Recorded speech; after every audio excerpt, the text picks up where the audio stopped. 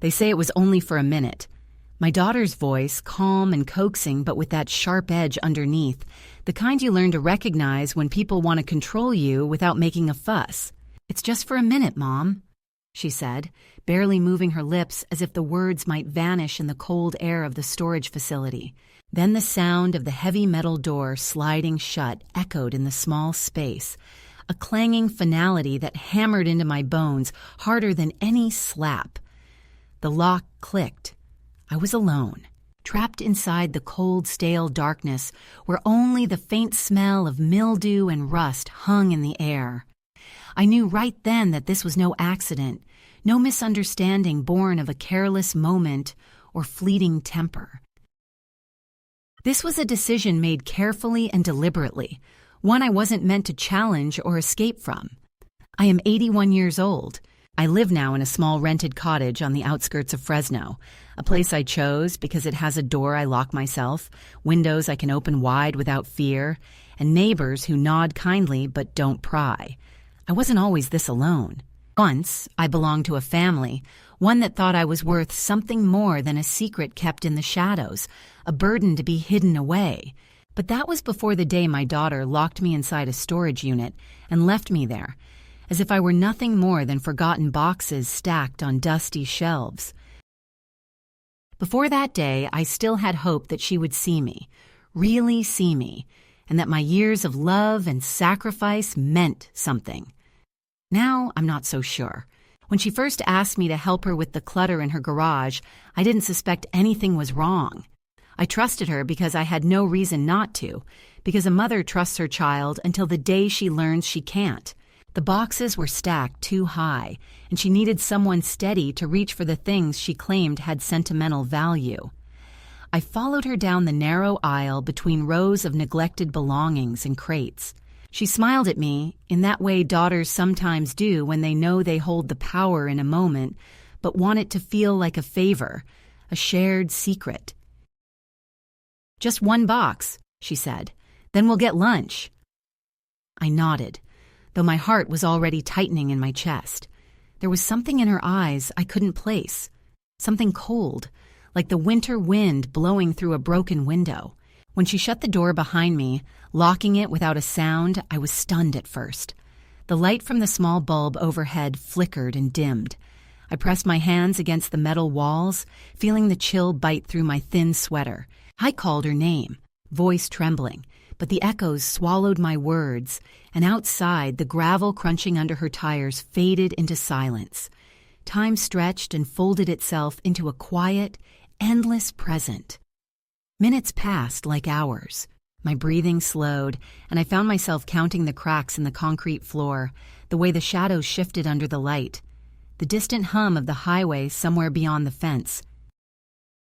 Panic came, then receded, replaced by a strange, aching loneliness I had never known before. I remembered the last time she left me waiting. Not in a storage unit, but in her guest house's cold living room, while she and her husband argued in hushed tones about money, about my needs being too much, about how much easier life was without me always underfoot. Those were the times when I learned silence was my only defense, when pretending to be invisible was safer than asking for kindness. I had become the forgotten guest in my own family story, the shadow in the corners of their carefully curated lives. The daughter's words had cut sharper than any insult. "You're too much trouble," she whispered once. After a particularly difficult visit, "Maybe it's time you learned to be on your own." At the time, I thought it was just anger speaking. Now, I know it was a promise. Sitting there in the dark, I realized how often I had been locked away, hidden in plain sight, discarded not with a bang, but a whisper. The way my needs had been minimized, my memories doubted, my presence tolerated only when convenient.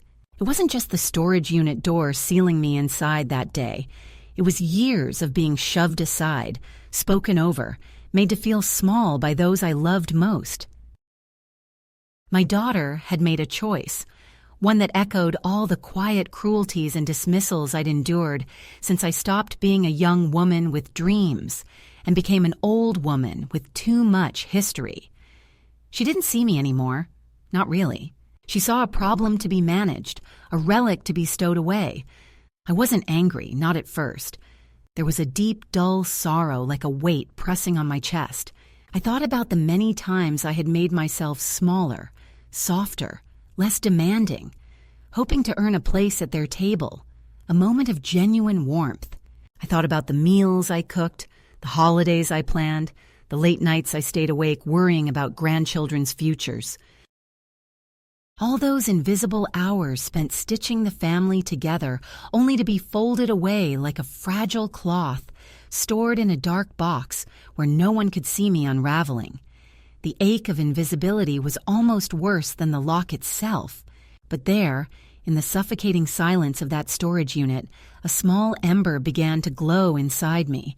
The knowledge that no matter how tightly they tried to confine me, I was still here, breathing, remembering, feeling. The locked door was not just a barrier but a mirror, reflecting back the truth I had long tried to deny. I had the strength to survive this, even if they wished I wouldn't. I began to name the loneliness, to give it shape and weight, to see it as a kind of fierce clarity rather than defeat. In that moment, the storage unit ceased to be a prison. It became a crucible.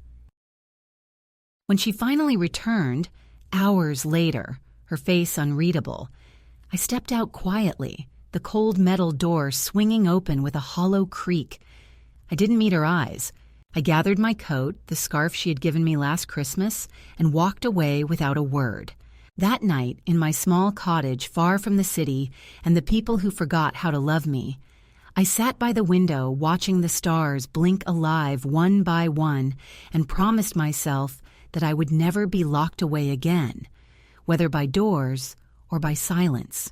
I would find a way to reclaim my life piece by fragile piece until no one could mistake my absence for invisibility. The moment the door slammed shut behind me was the moment I understood that nothing would ever be the same again. I had followed my daughter's instructions without hesitation, as I always did, trusting her voice to guide me through the day's chores, to remind me of the past we once shared, and to keep me tethered to the family I still hoped to belong to. She had asked me to help with the storage unit, a task she described as simple and temporary, something to clear out the clutter that had accumulated over the years, forgotten boxes and dusty relics of our lives that no one had thought to organize. Until now, I was eager to be useful, to prove that even at my age I could still contribute, that I was still part of something larger than myself. But as the heavy metal door clanged shut and the lock clicked with a sound so final it echoed like a verdict, I realized that I had been wrong to trust, that the help I offered was never meant to be accepted, but was instead bait to trap me. The space inside was smaller than I remembered, cramped and filled with shadows that seemed to creep closer as the daylight from outside was cut off. The stale smell of old cardboard and damp wood filled my nostrils, a scent I associated with long-forgotten memories and things left behind. My hands traced the rough edges of a crate as I sat down, the cold seeping through the thin fabric of my cardigan. I called her name softly, the sound hollow and swallowed by the metal walls. Outside, the faint noises of the world continued without me. The distant hum of cars on the highway, the occasional bark of a dog, the rustle of leaves in the dry breeze. But inside, time became a slow, suffocating weight, pressing down on my chest as I waited for a door that would not open. At first, I thought it must be a mistake. Maybe she had forgotten, or someone else had locked the door by accident.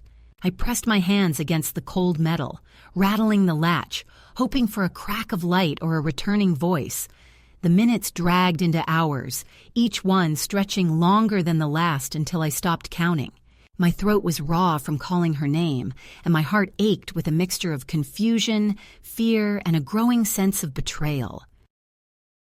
How could the woman who once cradled me in her arms, who learned to walk holding my hand, now leave me locked away like a piece of unwanted furniture?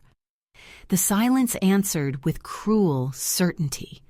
She wanted me gone. She wanted me forgotten. I thought back to the days when I used to tuck her in at night, smoothing the hair from her forehead and whispering stories of hope and strength. She was my little girl, the light of my life, and I had given everything to see her grow safe and happy. But somewhere along the way, the roles shifted. The care I had poured out so freely was no longer returned. Instead, it was replaced by impatience, frustration, and cold distance. I recalled the subtle ways she had begun to shut me out, the late-night phone calls that went unanswered, the invitations I stopped receiving, the polite but distant smiles at family gatherings that felt more like toleration than love. The lock on that door was just the sharpest expression of a pattern I had been sensing for years, a slow erasure of my presence. As I sat in the darkness, the hours passed and I began to feel a strange calm settle over me. The fear ebbed away, replaced by a steady resolve. I was not a child left to cry in a closet. I was a woman who had loved fiercely, who had survived loss and hardship, who had faced death and come back to tell the tale. This was not the end of my story, but a turning point. I realized then that the door behind me, the lock, the cold walls, were not just barriers, but symbols of the boundaries others tried to impose on me. I could either accept them or find a way to break free. I remembered a time long ago, before my children grew up and before life became complicated with disappointment and resentment, when I had faced challenges that seemed insurmountable, but found strength I didn't know I had. The lessons from those days came rushing back: patience, quiet courage, and the refusal to let others define my worth. I made a silent promise to myself that I would not be trapped, not physically, not emotionally. This confinement was temporary. My spirit was not. When my daughter finally returned, the sun had begun to set, and the sky outside was painted in shades of orange and purple. Her face was unreadable, a mixture of hurried apology and cold detachment. She did not rush to unlock the door or explain why she had left me there so long. Instead, she stood outside the unit, avoiding my eyes, fiddling with her phone as if waiting for something more important than me. I took a deep breath, feeling the weight of years of neglect and broken promises pressing down on me, but I spoke only one sentence: "I am not the person you think I am." The words surprised even me, carrying a quiet power that seemed to shake the dust from the corners of my mind. She fumbled with the lock, sliding the bolt open with an awkward motion. The door creaked back, and I stepped out into the cool evening air, steady on my feet despite the hours spent in confinement. I didn't look at her. Instead, I gathered my coat around me, pulled my scarf tighter, and walked away without a backward glance. That night, I sat alone in my small cottage far from the city and from the family that had forgotten me, staring out at the stars blinking softly in the dark sky. I thought about all the times I had been left waiting, forgotten, minimized, and I understood that this moment, the betrayal, the cold abandonment, was the catalyst I needed to reclaim my life on my own terms. It was not just a door that had been shut behind me, but a chapter of my life closing. And though the pain was deep, I knew the next steps would lead me somewhere new, somewhere I could be seen and heard again. The storage unit was the beginning of my awakening, the point where silence cracked and my voice found its strength. I would never be locked away again. After that day in the storage unit, nothing between us was the same, though at first the changes were almost imperceptible, subtle enough to be dismissed as the natural wear and tear of aging relationships, but heavy with quiet cruelty that settled into my bones like a slow poison. My daughter, once warm and full of laughter, became a woman whose smiles no longer reached her eyes and whose words were clipped, measured carefully, as if every phrase might betray impatience or resentment. She began to speak to me in that peculiar voice reserved for those who no longer seem fully capable or entirely welcome, a tone that carries both pity and command as though I were a child to be managed rather than a mother to be loved. It was in those small moments, the way she answered my questions with a sigh, the way she glanced at her watch when I lingered too long, the way she whispered things about my forgetfulness in conversations meant for others, that I first felt the widening gulf between us. I tried to tell myself it was just exhaustion on her part, the stress of her own life, but deep down I knew it was something else. It was the beginning of an erasure, a deliberate distancing that left me more and more invisible. The house where I had once been welcomed with open arms became a place I entered with hesitation. My footsteps were quieter, my voice softer, as if I were intruding in a scene where I was no longer the lead, but a background figure fading into the wallpaper. The guest room where I stayed was cold and sterile, its walls bare and its bed made with hospital corners, a stark contrast to the warmth I remembered from my own home, filled with photos and the scent of home-cooked meals. Meals now were less shared moments and more transactions. She would prepare plates with efficiency but little warmth, setting them down without meeting my eyes, as if feeding me was a chore to be completed rather than an act of care. The conversation, when it came, was clipped and functional. Questions about my health, reminders about appointments, lists of things I needed to do or remember. It was clear I was becoming less a person and more a project, something to be monitored and managed. The subtle control extended beyond words and gestures. I noticed my medications were being rationed, the bottles locked away in a cabinet she alone could open. When I asked about it, she said it was for my own safety, that I sometimes forgot doses or mixed up pills. I knew better.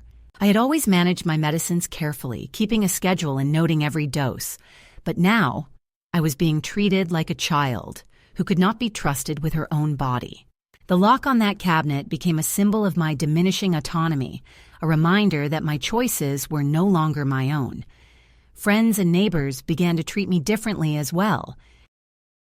Some of them, once familiar faces who greeted me with warmth, now looked at me with uncertain sympathy, influenced by the stories my daughter told in hushed tones about my confusion and frailty. I heard whispers in grocery store aisles, felt eyes shift away when I approached. I was no longer the woman who baked pies for community events or volunteered at the library. I'd become a cautionary tale, a figure of pity. This social isolation wrapped around me like a shroud, making each day harder to face. One afternoon, as I sat by the window watching the sun slip behind the rooftops, I found myself clutching a small notebook I had started to keep hidden in my purse. Inside, I wrote down every slight, every word that cut deeper than the last, every moment I was made to feel less than I was. It was a silent rebellion, a way to hold on to my truth when the world around me tried to rewrite it. I documented the forgotten birthdays, the missed phone calls, the times I was sent away just for a minute that turned into hours alone. Writing became a lifeline, a way to keep my mind sharp and my heart clear amidst the haze of neglect. Yet, even as I began to see the pattern unfolding around me, I found myself shrinking into silence. The anger and hurt were there, simmering beneath the surface, but expressing them seemed to bring only more disappointment or dismissive replies. I learned to bite my tongue, to let the small cruelties slide, because confrontation felt like a luxury I could no longer afford. Instead, I retreated inward, focusing on the rhythms of my day, taking my medications on time, folding laundry, reading the books I could still hold in my hands. I became a ghost in the house, present but unseen, moving quietly through the rooms that once echoed with laughter and warmth. The most painful moments were those filled with memory, when something would catch my eye and remind me of what we had lost. A faded photograph on the mantelpiece showing her as a little girl with her wild hair and bright eyes, the same eyes now clouded with impatience. A teacup we used to share, chipped but treasured, now tucked away in a cabinet I was no longer allowed to open freely. These relics of the past were bittersweet reminders of a time when love felt unconditional and belonging was a given. Now they were monuments to a fading connection, to a family fractured by silence and omission. Despite the growing distance, I held on to the hope that things might change. I watched for signs of softness, for moments when she might remember the daughter I had nurtured and the mother I still was, beneath the layers of frustration and fear. Sometimes she would catch me looking at her and offer a brief, hesitant smile, a flicker of the warmth that once was. Those moments were fragile and fleeting, but enough to remind me that the person I loved still lived somewhere beneath the hardness. But with each passing day, the cracks in our relationship deepened. The small acts of exclusion became routine, my phone calls unanswered, invitations to family events withheld, my presence explained away as a burden or a complication. The house no longer felt like home. It was a place I inhabited but did not belong to. The dignity I had fought to maintain was slipping through my fingers, replaced by a growing sense of invisibility and loss. Yet, in the midst of this quiet erosion, a seed of defiance took root within me. I began to see the patterns for what they were: deliberate attempts to diminish me, to control my life and silence my voice. And with that realization came a slow-burning resolve. I would not let myself be erased. I would find a way to reclaim my story, to stand up not with shouts or anger, but with the quiet strength that comes from knowing one's worth. This was only the beginning of a new chapter, one written not by others but by me alone. The day I returned to the storage unit, not as a captive but as a visitor by my own choice, marked the beginning of a profound shift within me, a quiet but powerful reclaiming of my own will and identity. The path I took to get there was not marked by sudden revelations or dramatic confrontations, but by the slow gathering of courage, born from countless small acts of endurance and silent rebellion. When I pushed open the heavy metal door this time, the familiar creak of its hinges was not a sound of confinement, but of entry into a space I no longer feared but understood as a symbol of the boundaries others tried to impose on me. Inside, the stale air greeted me like an old acquaintance, and the dim light flickered overhead, casting long shadows that danced on the cracked concrete floor. I sat down on the rough wooden crate where I had waited before, the texture rough against my skin but grounding, a reminder that I was still here, still solid. For hours I sat there in the dark, letting time stretch and fold around me without urgency or fear. I counted the minutes, not with panic, but with a calm precision that surprised me. Each tick of the clock became a marker of my resilience, a silent testimony to the fact that I could endure, that I could hold space for myself even in the coldest and most isolating places. As the shadows lengthened and the outside world faded into the background hum of distant traffic and the occasional bird call, I felt the tight knot of anxiety that had gripped my heart begin to loosen. The fear that had once been a constant companion in this confined space was replaced by a strange kind of peace, an acceptance that transcended pain. I was no longer the woman locked away by others' fears and judgments. I was a woman who had chosen to be here, who had taken control of her story, even if only for a moment. The silence was profound but not empty. It was filled with memories, with the echo of voices long gone and the soft whispers of my own thoughts. I remembered my childhood, the days when I had roamed freely through fields of wildflowers, when the world was vast and full of possibility. I thought of my marriage, the early years filled with laughter and shared dreams, the quiet strength of a partnership that had weathered storms but had ultimately given way to solitude. I recalled the faces of my children as they grew, their first steps, their whispered secrets, and the slow, painful distance that had crept between us as the years passed. In that stillness, I held all those fragments of my life without judgment or regret, simply acknowledging their place in the mosaic of who I was. In the corner of the storage unit, beneath a dusty tarp, I found something unexpected, a small, worn box that I recognized immediately. It was the keepsake box I had given my daughter years ago, filled with letters and photographs from our family's history, things she had said she wanted to keep safe. Pulling it from the shadows, I felt a surge of emotion, anger, sadness, but also a fierce tenderness for the love that had once connected us. Opening the box, I traced the edges of faded photographs, the delicate script of handwritten notes, and the small trinkets that told stories of birthdays, holidays, and everyday moments made sacred by memory. The box was a symbol of both loss and hope, a reminder that even in the darkest places, the past could still hold light. That evening, as I closed the storage unit door behind me and walked away, I felt a sense of quiet triumph. The unit was no longer a prison, but a place I had entered on my own terms, a space that had witnessed my transformation from captive to agent of my own fate. The act of returning had changed something inside me, awakening a strength that had lain dormant beneath years of neglect and pain. It was the beginning of a new rhythm, a pattern of choosing myself even when others did not, of carving out space for my own voice and desires in a world that often tried to silence them.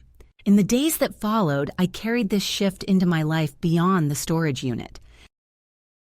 I sought out a small room in a house shared by others like me, people who understood what it meant to start over, who had stories of loss and resilience etched into their faces. The woman who rented the room, Joyce, was a curmudgeon with a sharp tongue but a heart hidden beneath layers of skepticism. She didn't ask questions I wasn't ready to answer and didn't pity me for the past I carried.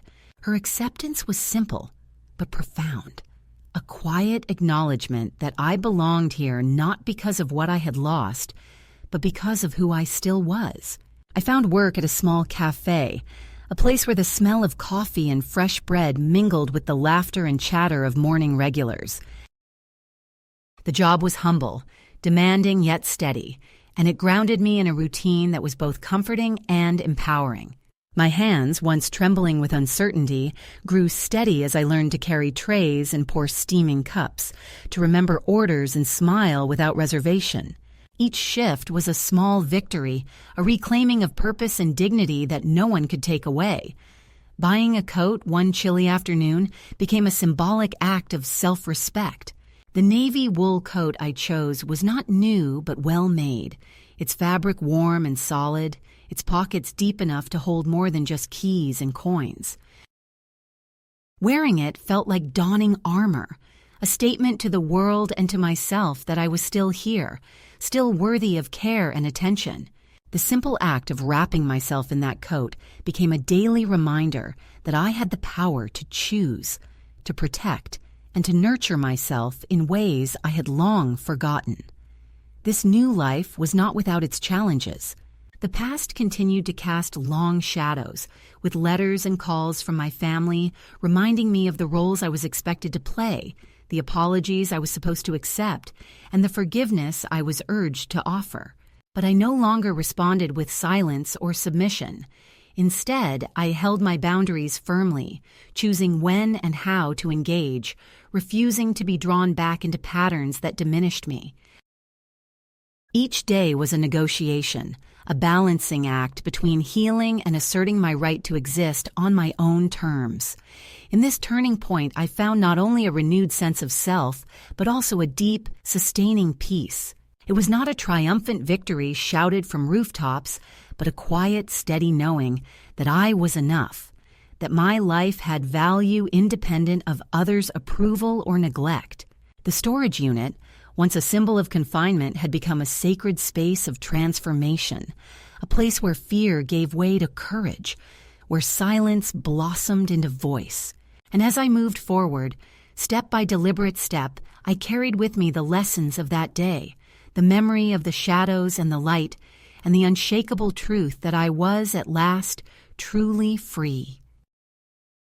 The delicate balance I had begun to carve in my new life was soon tested in ways I had neither anticipated nor desired, for the past has a way of creeping back when you least expect it, like a shadow stretching across a bright room, reminding you that no matter how far you walk, some ties remain knotted and stubborn. It started with a letter, a formal envelope bearing the logo of a law office I did not recognize, sent from a city I had left behind but which still held the threads of my former life. The paper inside was cold and impersonal, a stark contrast to the warmth I had worked so hard to cultivate around me. It was from a lawyer representing my daughter, an invitation couched in legalese to discuss the future arrangements concerning my well-being and estate. The message was clear beneath the carefully chosen words. They wanted me back under their control to ensure that I could no longer slip away so easily. I read the letter twice, then 3 times, folding it carefully before tucking it into the drawer where I kept my small collection of papers that mattered. The tone of the letter was polite but firm, as if kindness were a veil for obligation and concern a means of control. It spoke of safety and best interests, but left out the years of neglect, the locked storage unit, the silences that had spoken louder than any words ever could. It was an attempt to rewrite the story, to paint me as vulnerable and in need of supervision rather than the strong woman who had built a life beyond their reach. I knew what it meant. Power plays disguised as care.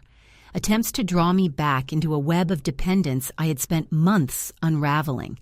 In the weeks that followed, the pressure increased in subtle and overt ways. My daughter called frequently, her voice sometimes soft and pleading, other times sharp and commanding. She asked about my health, about appointments, about plans for the future. Each call felt like a test. How much would I reveal? How much would I bend? She spoke often of family, as if that word alone could bind me to a role I no longer wished to play, a script written for me without my consent. There were moments when I almost reached for the phone to explain, to plead for understanding, but I stopped myself, remembering the cold metal door and the long hours of silence inside the storage unit. I owed them no explanations, no apologies. My life was mine to live. One afternoon, as I was arranging fresh flowers in the small vase on my kitchen table, the phone rang with an unfamiliar number. When I answered, a woman introduced herself as a social worker assigned to check in on my well-being.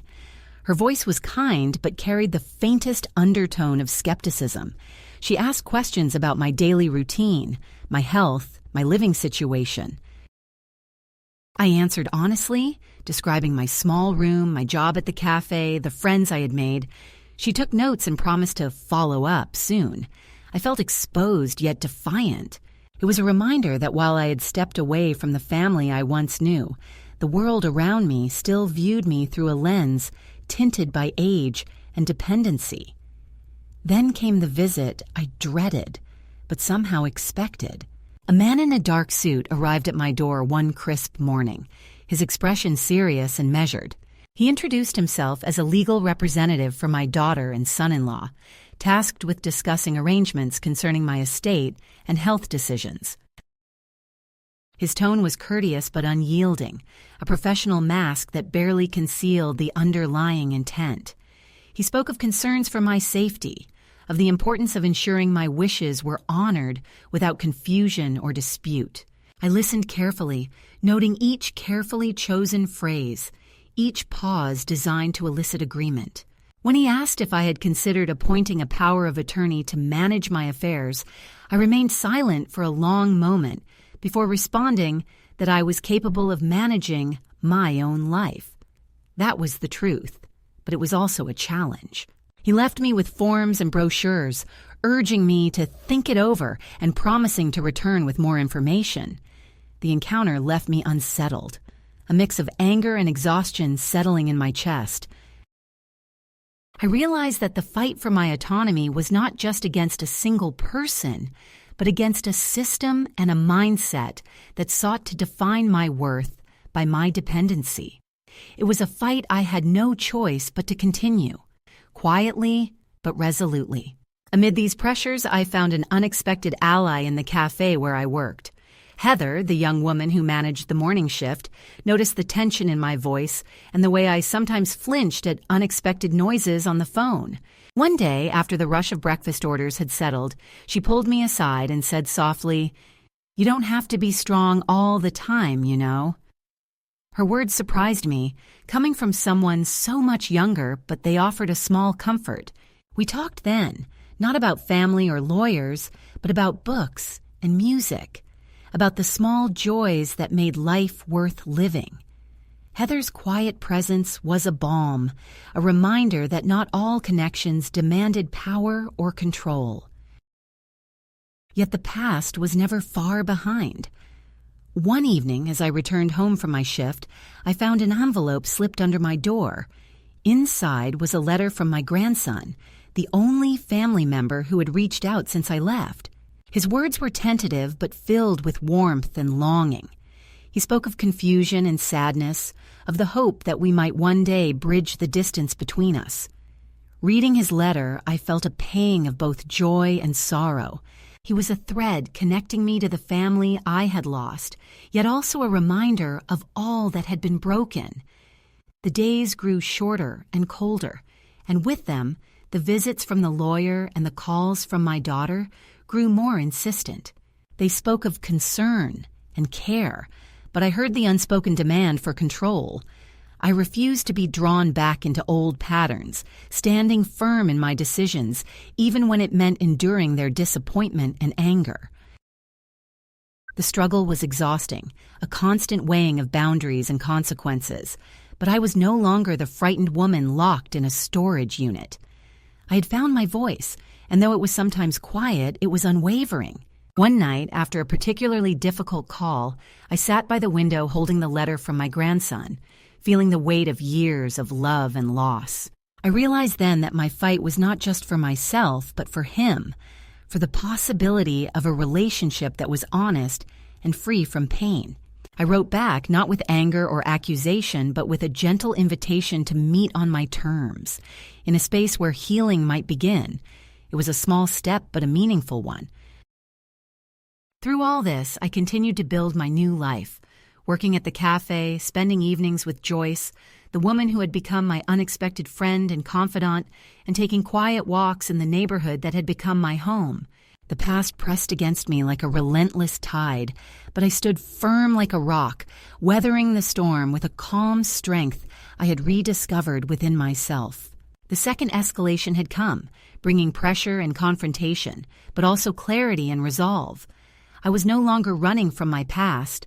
I was facing it on my own terms, ready to write the next chapter of my life with courage and grace. The day I chose to lock the door behind me, to close that heavy metal barrier, not as a prisoner, but as a woman reclaiming her power, was the day everything shifted irrevocably. It was not a moment born of spite or anger, though those emotions had simmered beneath the surface for years, but a quiet act of assertion, a statement that said, without words, that I would no longer be controlled or diminished by those who once held sway over my life.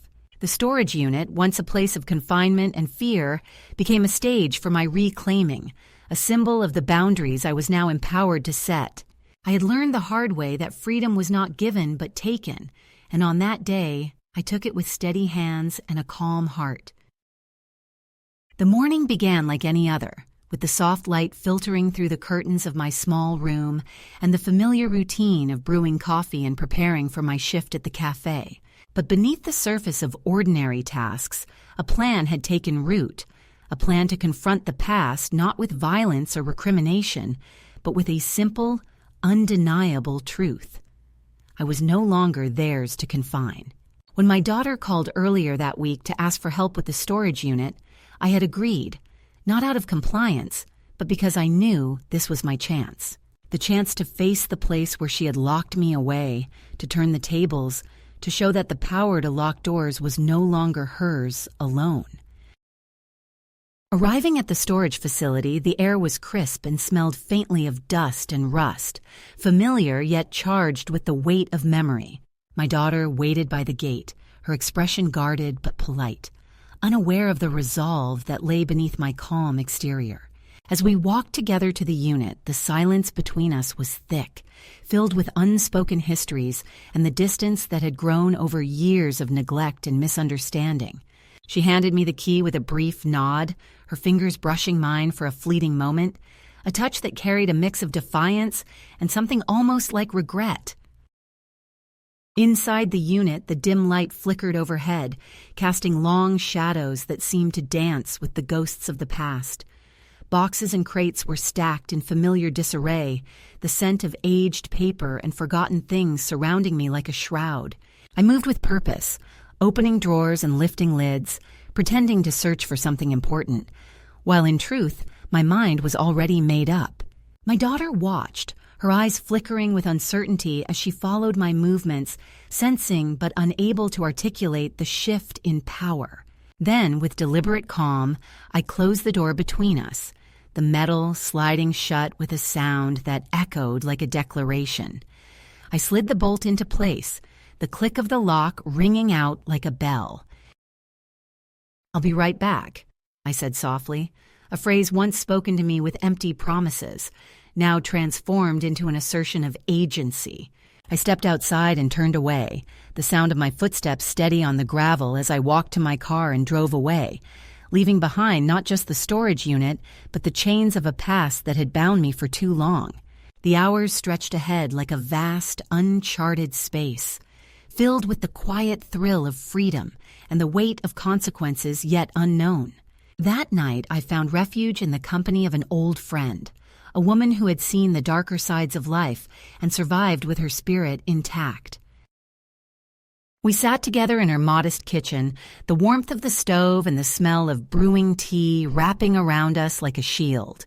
I told her nothing of the day's act, not in words, but she understood in the silences between us, in the steady gaze and the knowing smile. It was a moment of grace, a reminder that strength need not be loud or violent, but could be quiet, persistent, and resolute.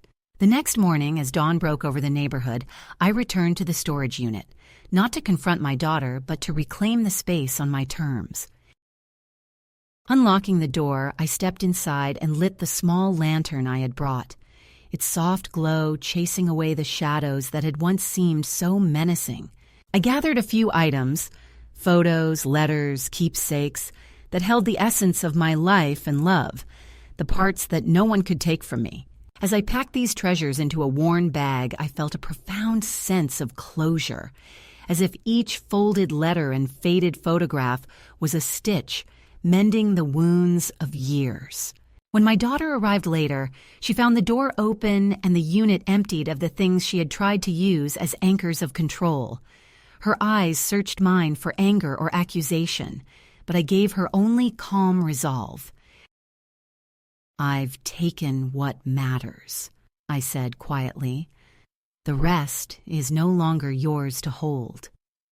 Her face flushed with a mix of surprise and something that might have been regret, but no words came. Instead, she turned and walked away, leaving me to stand in the space I had reclaimed, a woman no longer trapped by fear or silence. In the weeks that followed, I felt the weight of that moment settle into my bones like a deep, healing breath. The act of locking the door and walking away was more than a gesture. It was a turning point, a declaration that my life was mine to shape. I began to build new routines, new relationships, and a new sense of self that was no longer defined by past hurts, but by the possibilities ahead. The storage unit, once a prison, had become a symbol of liberation, a reminder that even the heaviest doors could be opened by the hands of those brave enough to take control. This climax was not the end, but the beginning of a new chapter, one written with quiet strength, clear boundaries, and the unshakable belief that no one has the right to confine another's spirit. It was a moment of reclaiming, a reclaiming that echoed far beyond the metal walls of a storage unit into every corner of my life. And as I moved forward, I carried with me the knowledge that freedom is not given, but taken, sometimes one locked door at a time. The quiet that settled over my life after that final act of reclaiming was not empty, but filled with a new kind of presence, one shaped not by the voices of others or the weight of expectations, but by the gentle rhythm of my own choosing. I found myself waking each morning with a sense of calm I hadn't known in years, the sunlight filtering softly through the curtains of my small cottage and the air carrying the subtle scent of jasmine from the garden outside. There was no hurry, no need to explain or apologize, only the simple act of being, fully, freely, and without reservation.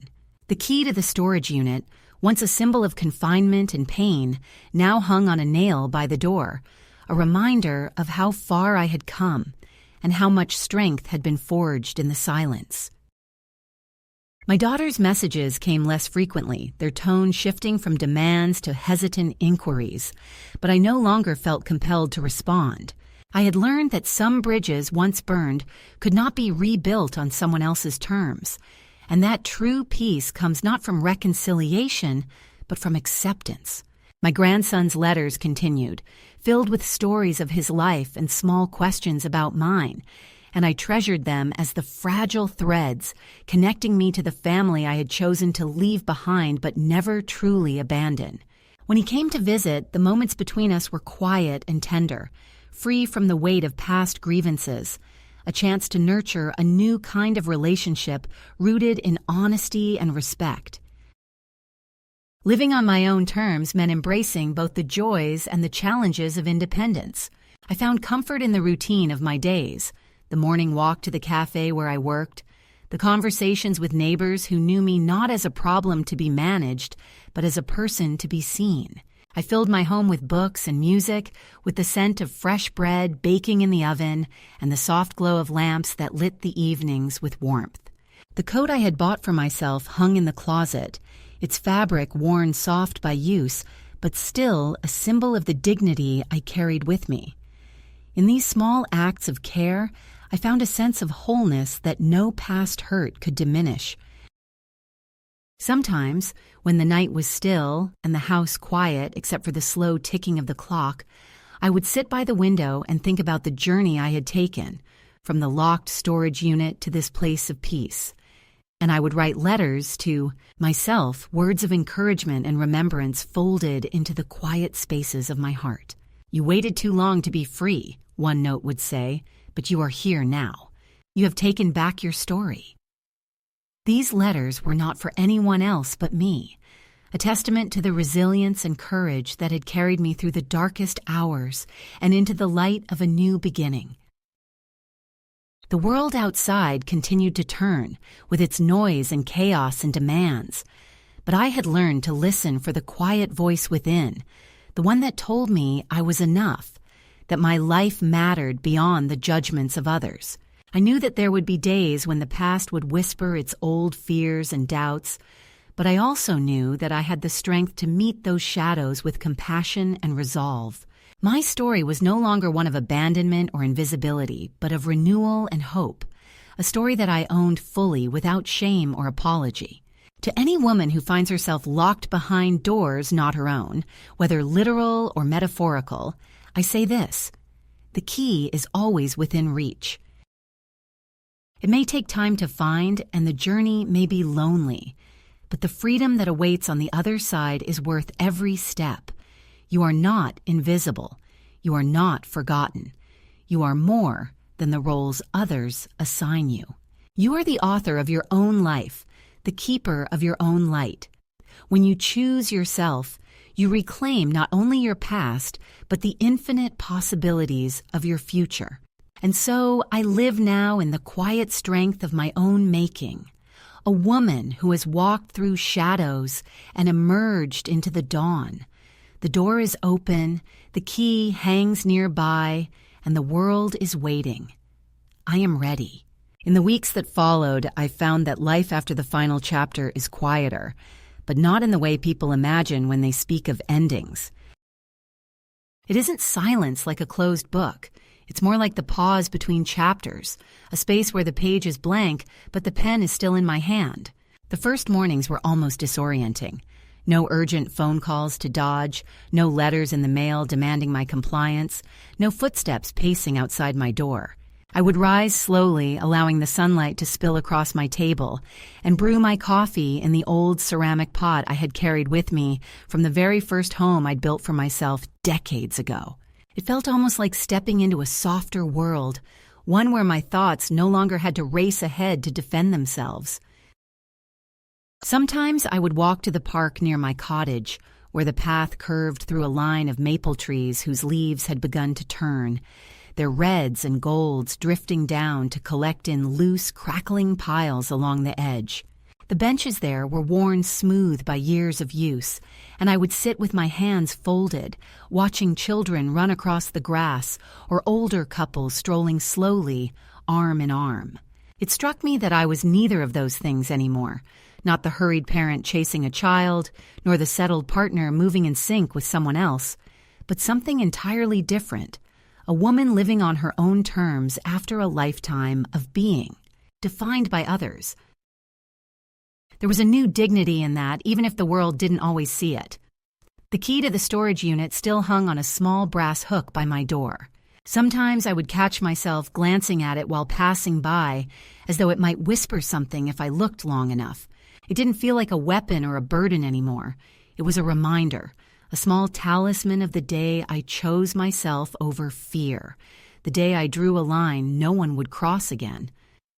I never returned to that place, and I didn't need to. What happened inside those metal walls had already been rewritten in my heart. It was no longer a story of being locked away, but of walking out. When letters from my grandson arrived, I read them slowly, savoring each word. He never mentioned his mother directly, and I never asked, but I could feel the careful distance he was trying to bridge. Our connection was fragile, but honest, and that was more than I had dared to hope for when I walked away. I knew he might always live partly in her world and partly in mine, and that was his choice to make. My role was simply to be here, to answer when he called, to show him, by the way I now lived, that it is possible to step out of a locked room and into your own life. I kept working at the cafe, not because I had to, but because I wanted to. The regulars came to know me by name, and in their casual greetings and small talk, I found a kind of belonging that wasn't tied to bloodlines or old obligations. There was something deeply healing in serving someone a cup of coffee and knowing the exchange was free of hidden motives or unspoken debts. At night, after closing, I sometimes stayed behind a little longer, wiping down the counters in the quiet, feeling the soft hum of the refrigerators and the faint smell of bread lingering in the air. It was my space, my choice, my rhythm.